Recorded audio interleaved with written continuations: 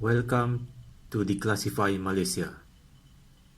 In Chapter 12, we will discuss the mere existence of Sarawak, entitled Sarawak Doesn't Exist. If you ask yourself, what is Sarawak?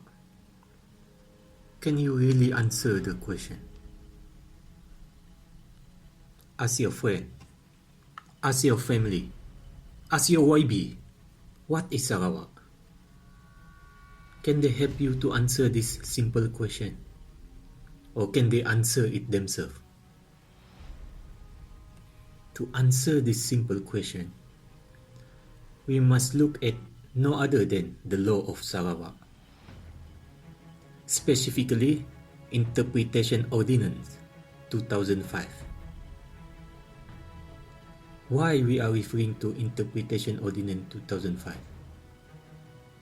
We are referring to the Interpretation Ordinance 2005 because under the Constitution of the State of Sarawak, in Article 44, Clause 5, it reads, "The Interpretation Ordinance Cap 1, 1958, as enforced at the commandments of this Constitution, shall apply for the purpose of interpreting this Constitution and otherwise in relation thereto as it applies for the purpose of interpreting and otherwise in relation to a written law within the meaning of that ordinance." This Interpretation Ordinance 1958 has been repealed and replaced on 1st July 2005 by Interpretation Ordinance 2005 to make better provision for the interpretation of the law. Therefore, Interpretation Ordinance 2005 has the force of law under Article 44, Clause 5 of the Constitution of the State of Sarawak. The word Sarawak was mentioned more than 50 times in the Constitution of the State of Sarawak. More than 50 times. The meaning of Sarawak, accordingly, has been expressed in the Interpretation Ordinance 2005, which means the State of Sarawak and include Sarawak water. Here, state means the State of Sarawak. Sarawak waters or waters of the state means all waters, whether navigable or not included within Sarawak, and shall be deemed to include territorial waters. Territorial waters means such part of the sea adjacent to the coast of Sarawak as is deemed by international law to constitute the territorial water of Sarawak. Now, let us look what is the territory of Sarawak. The state means the State of Sarawak.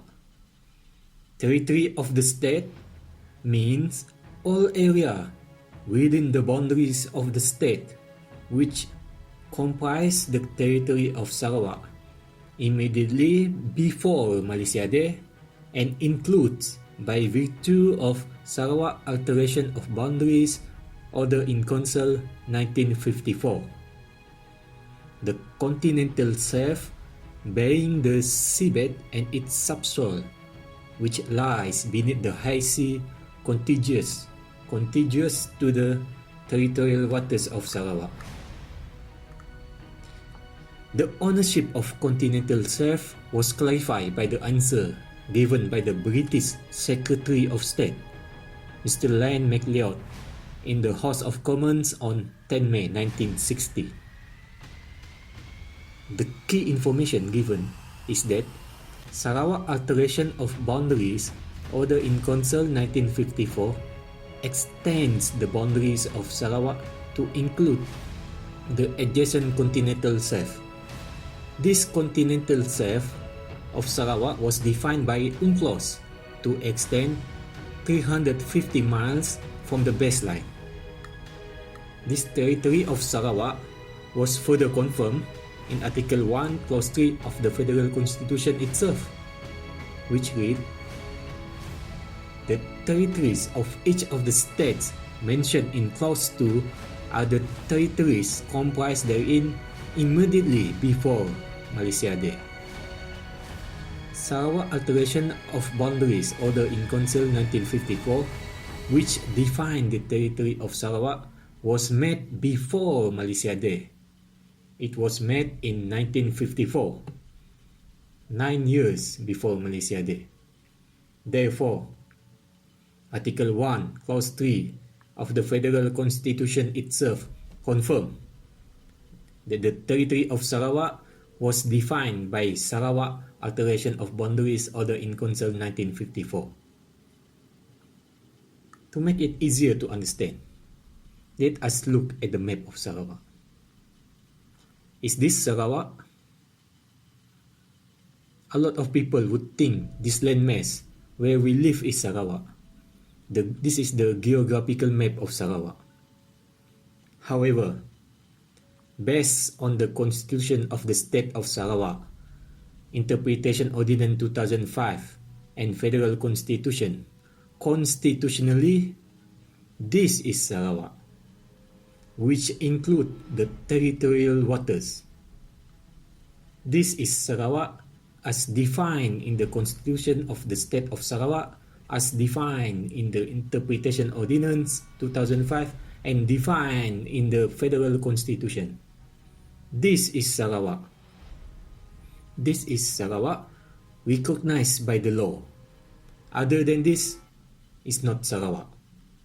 Again, look, this is not Sarawak. Now look, this is Sarawak. Now, how come Sarawak ceased to exist? This is our main argument.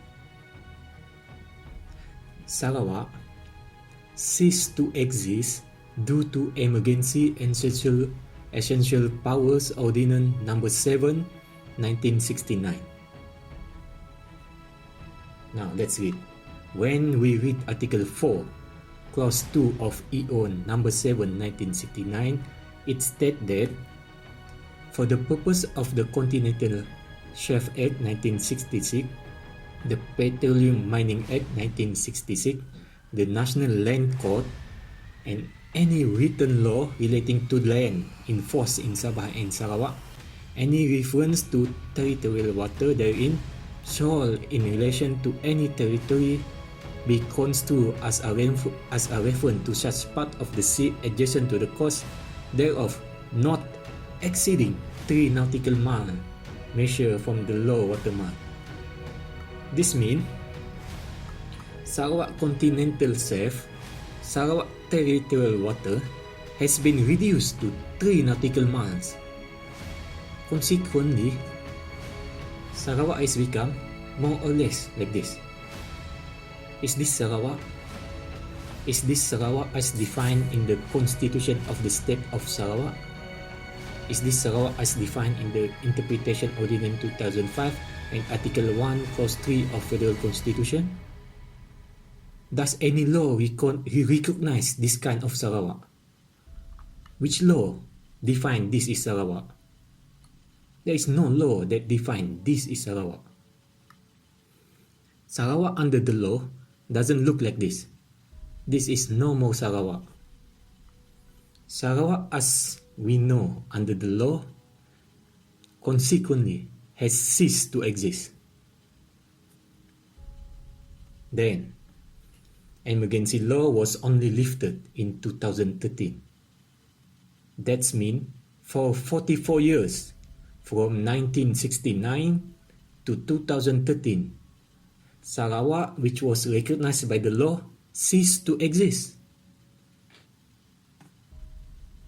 Sarawak only exists with legitimate state government in 2013 under Tok Nan. That is the only time that Sarawak start to exist with legitimate state government.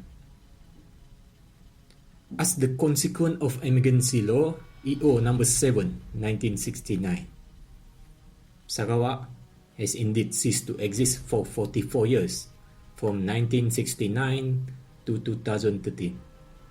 So, let us reflect. For these 44 years that Sarawak doesn't exist under the law, so who are we? No law recognized us for that 44 years. If no law recognizes our existence, are we animal? Are we being treated like animal? Only animal live without any law. Animal live doesn't being recognized by the law. They can live. They live based on the jungle law, lawless. No law recognize the existence of animal that govern the existence of the animal. They live by the jungle law. So, are we animal? Are we being treated by them as animal? Think for yourself. Ingat, ini benda main-main, mau main politik, mau main election politik.